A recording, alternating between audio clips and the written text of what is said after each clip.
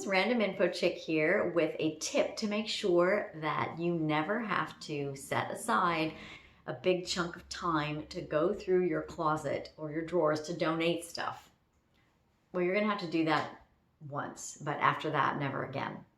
So the solution is, as you purchase a clothing item, you go into your closet and you have a donation bag in there at all times, and you toss one clothing item into that bag.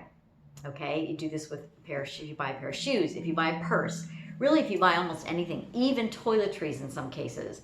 I know people who are buying more toiletries, they no longer use the ones that they have, but they still have them. There are a lot of people who could really use these toiletries, so put that in your donation bag too. So the solution, by the way, when you're running out of hanger space for your clothes that you're buying is not to buy more of these, okay? Just remember that more of these is part of the problem. It is not part of the solution. Same with buying more bins or storage boxes or drawer stacks. All that is contributing to the problem, not the solution. So I hope this video is useful for you. If you found it useful, please give it a thumbs up. And don't forget to click on the red button below and subscribe. It's free.